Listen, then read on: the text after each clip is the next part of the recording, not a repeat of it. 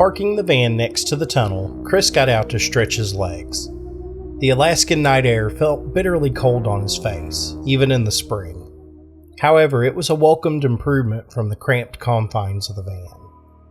Chris got out his lighter and lit a cigarette. He tried to avoid smoking in the van as much as possible. Linda and Troy jumped out of the back, clearly just as eager to get some fresh air. When they traveled, Chris preferred to drive, even if making the trip to Alaska was the most brutal road trip he had experienced. It took over 50 hours to get to this place. He really hoped Troy was right about the footage that they would get here. The three of them started a scary video blog a couple of years back. They would travel to haunted houses, cursed hotels, or any destination that was just unnerving to the average person. He really didn't believe in the paranormal. He just wanted an excuse to get out of his small town. Plus, he could see this video blog turning into a real business. They were starting to get some traction online. Chris felt they were on the verge of something big. They just needed a really scary, unheard of place to push them over the top. According to Troy, that place was the town of Bear River. Troy found a map from '82 that showed the location of the town. Yet when you check next year's map, the town of Bear River is missing. Linda suggested it was a paper town, one of those fake towns created on a map to catch anyone who copied it. After all the digital census records didn't have any information on Bear River. Troy, however, was not convinced. He remembered hearing about the town as a kid, that some kind of accident caused them to evacuate the area. When he checked the paper census records, he found that Bear River had a population of over 500 people. But that one record was the only real proof the town existed. It was like the rest of the world was trying to pretend Bear River didn't exist. "So this tunnel goes into town?" asked Chris, getting out his flashlight from the van. Troy unfolded the map and turned on his GoPro. "Yep, looks like it's the only road into this place," said Troy. Linda picked up a sign that was on the ground and proudly displayed it to the camera. "I hope they don't shoot us," chuckled Linda. The sign was faded, but you could still read the message. Property of the U.S. government, no trespassing. Scanning his light into the tunnel, Chris could tell the van was not an option. Inside the tunnel were multiple concrete barriers to prevent any traffic from entering Bear River.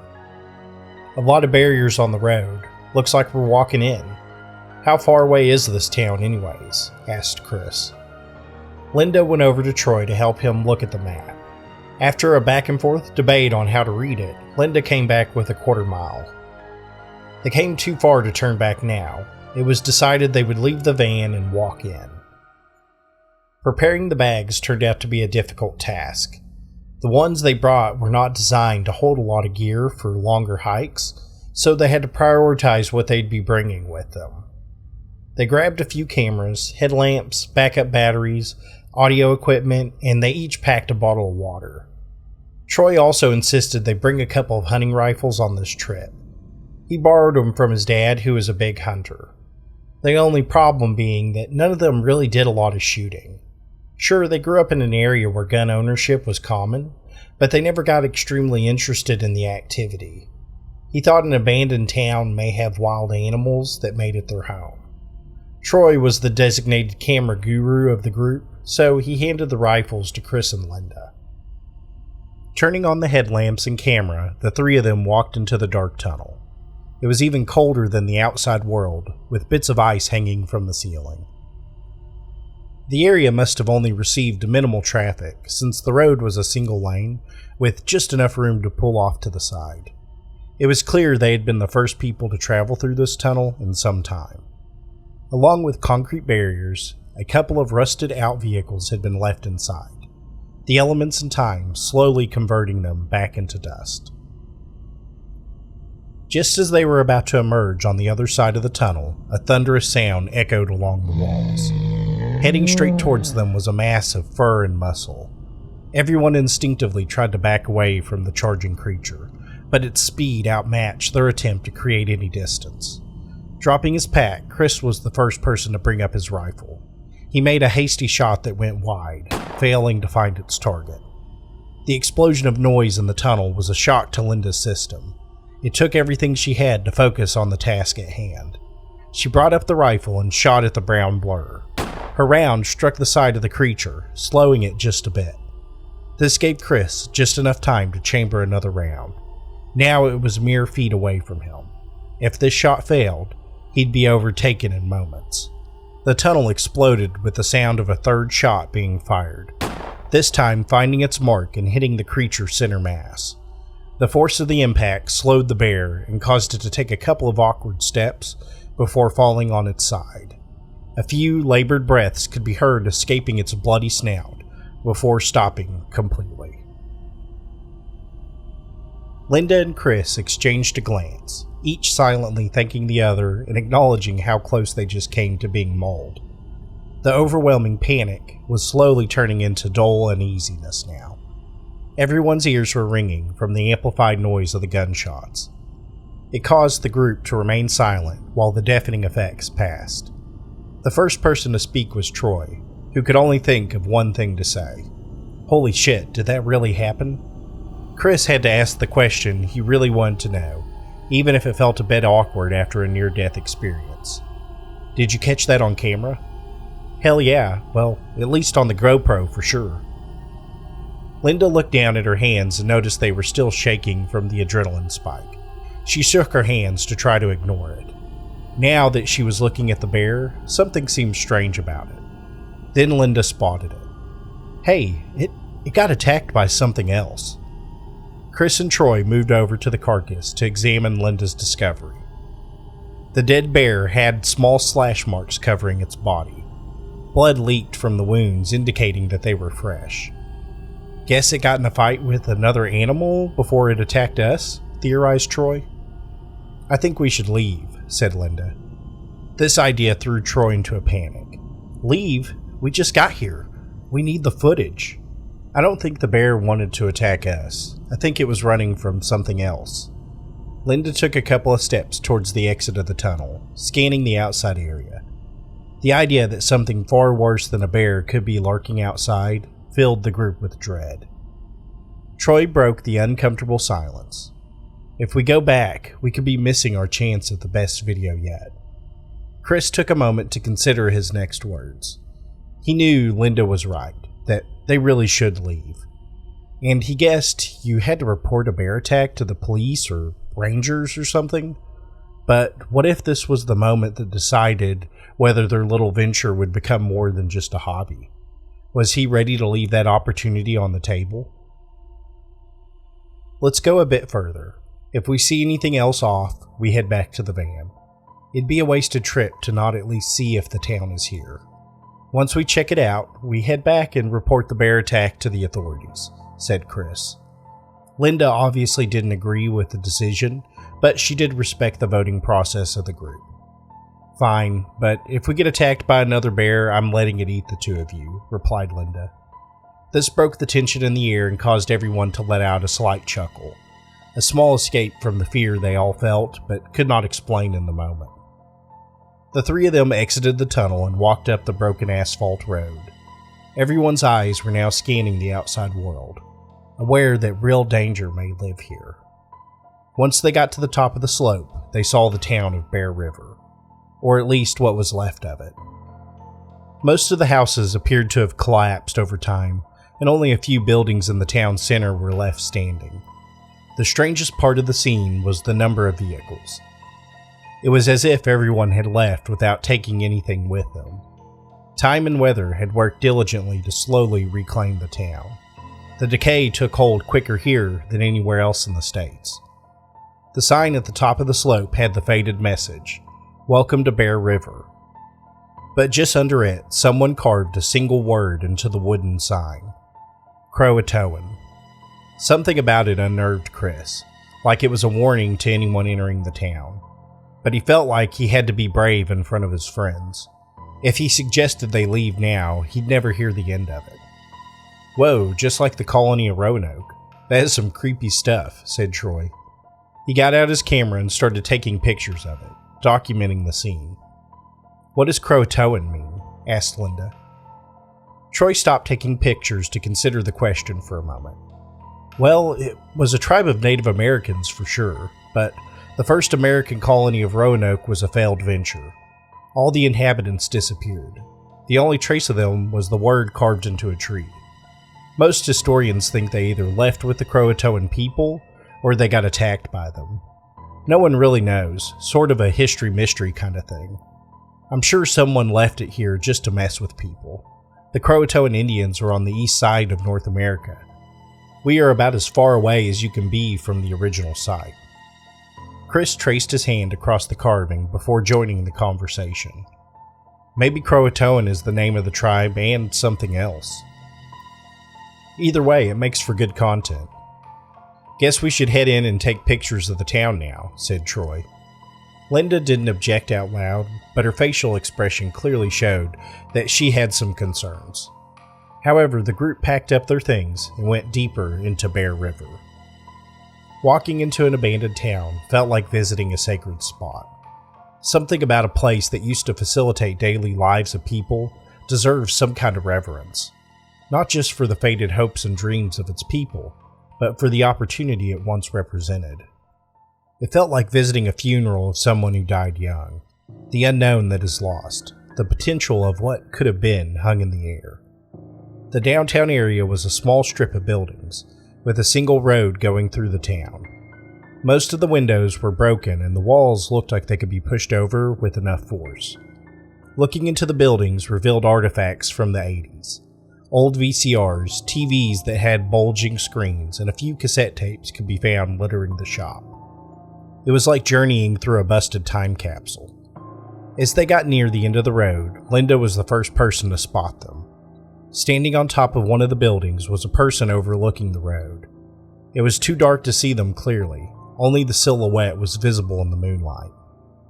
"What is that guy doing up there?" whispered Linda as she pointed up. "Well, let's ask him," said Troy, clearly unconcerned with drawing attention to them. Before anyone could interject, he shouted, "Hey man, are you scouting this place too?" "You idiot," growled Chris. "You know we're trespassing, right?" The figure on top of the building didn't respond with words, but instead with a call. "Grow." The strange creature disappeared from sight, as if that one response was all that was needed. Then a sound filled the night air that made them all understand their mistake. An uproar of monstrous calls could be heard from all direction, answering the first. No words were needed to explain the course of action. All three of them ran away from the building, certain that whatever answered the howl was coming for them now.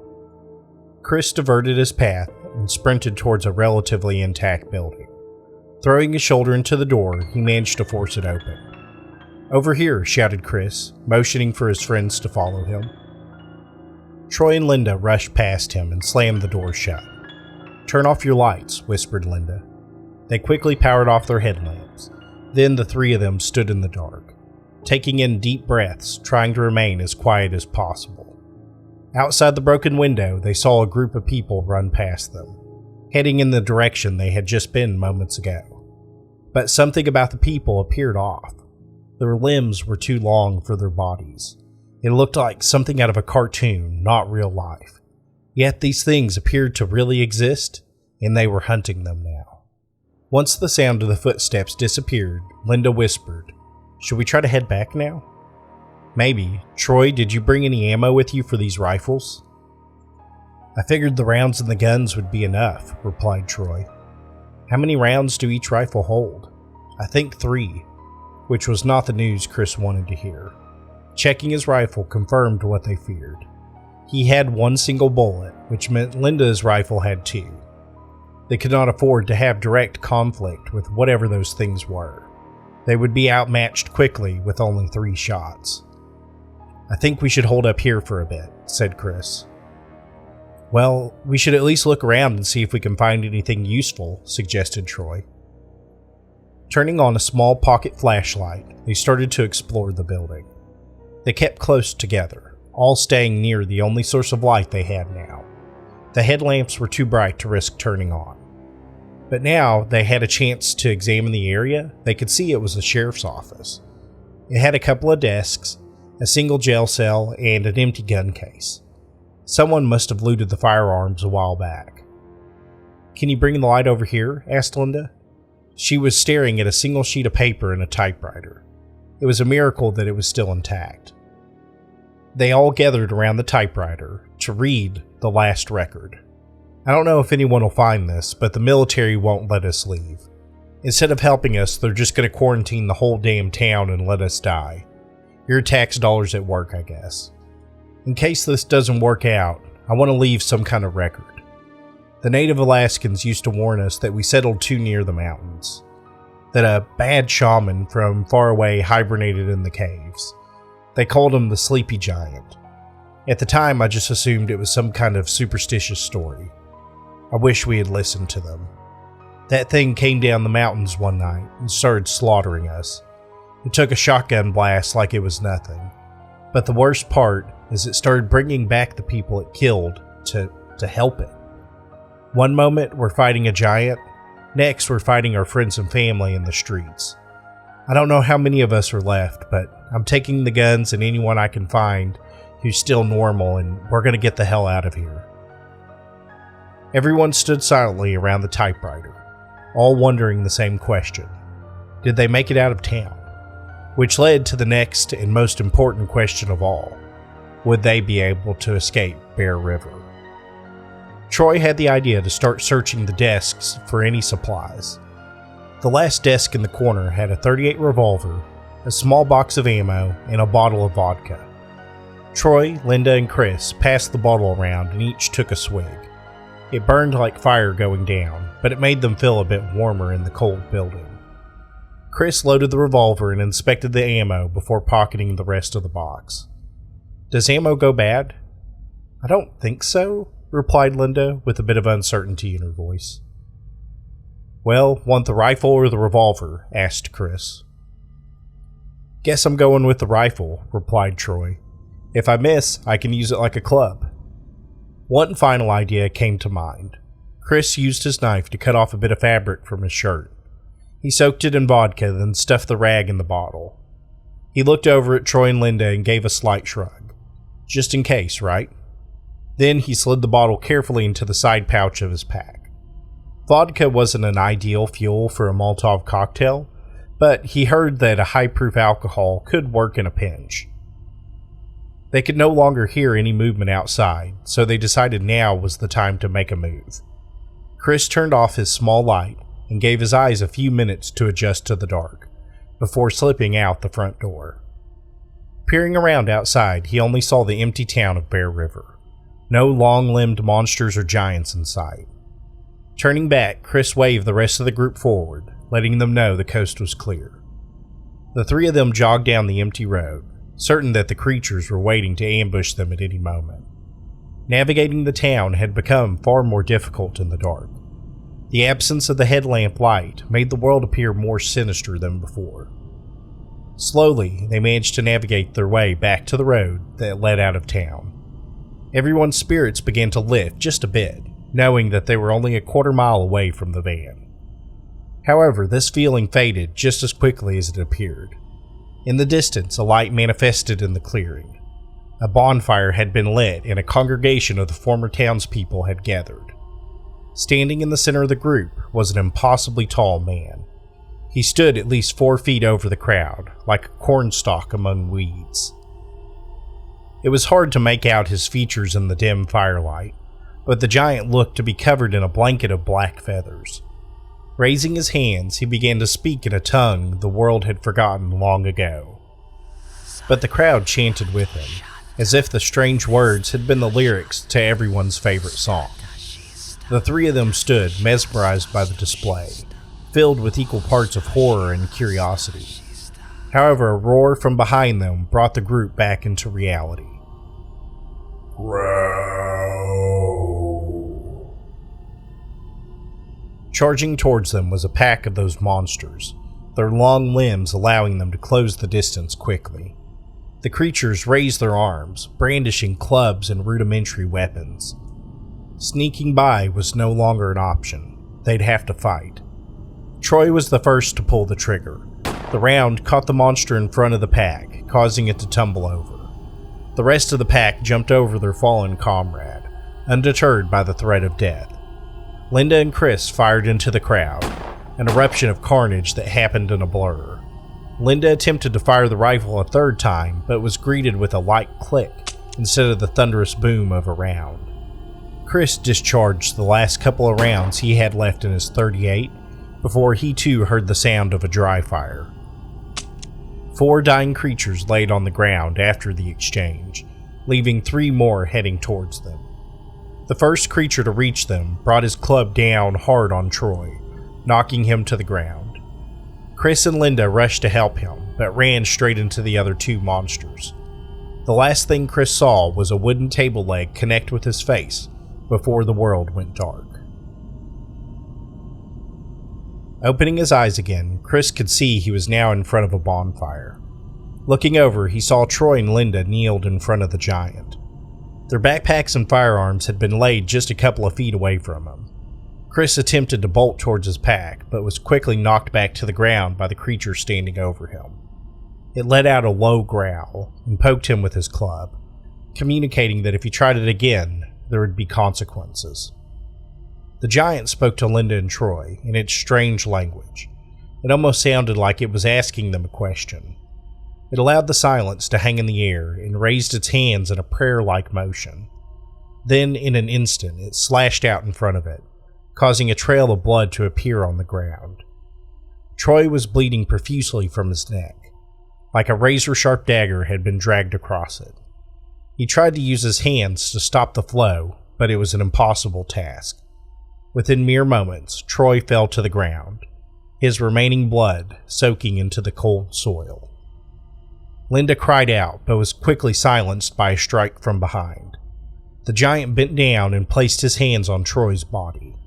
His corpse began to shake and thrash, like electricity was being run through him. Backing away from the body, the giant began to speak once again to the crowd. Then Troy stood up, as if his death was only a brief nap. But something deep down told Chris this was no longer the Troy he knew. Troy looked around and answered the crowd with a single call. Grow. The rest of the congregation joined him in this chant, as if the meaning of the universe was contained and celebrated in that one cry. They all looked up and roared this response to the heavens. This was his only chance. Chris ran towards his backpack, this time slipping by the distracted creature. He grabbed the bottle out of the pack and lit the rag with the lighter from his pocket. The creature noticed the sudden appearance of the flame, but it was too late to stop him. He threw the bottle at the giant, smashing it over its face. The vodka poured over it before being caught by the rag. A thunderous roar emerged from the giant as it retreated away from him. The townfolk circled their giant god, protecting it from any further attacks. This gave them an opening to run. Chris grabbed the .38 from the ground and sprinted towards Linda. Seeing the opportunity as well, Linda shoved away the monster and bolted towards the tunnel. Grabbing a handful of bullets from his pocket, he attempted to load the .38 while running. He dropped most of them on the ground, but managed to load 3 rounds into the gun. Linda and Chris sprinted with all the speed they could muster. Their very lives depended on how quickly they could make this final stretch of the trip. The roar of the people could be heard behind him, changing from defending the giant to hunting them down. They didn't dare look behind them. The only focus had to be making it to the van. Chris was the first to reach the tunnel. He wanted to keep going, but he couldn't afford to lose another friend tonight. Turning around, he saw Linda just behind him. They were both out of breath, but it looked like they were going to make it. However, his heart sank as he discovered she was not the only person heading towards the tunnel. Troy was sprinting towards her, closing the distance with each step. He lunged at her, tackling Linda to the ground. She tried to break free from his grip, but couldn't escape the assault. Troy slammed his fist into Linda's face, causing blood to pour from her nose. Chris didn't want to do this. It felt like a betrayal of the highest order. But he didn't have a choice now.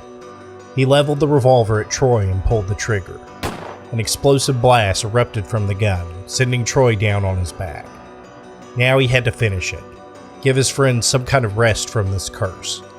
He walked over to Troy, preparing to pull the trigger. He was twitching on the ground like he was trying to restart a failing motor. Chris held the gun over him, readying himself to deliver the coup de grace.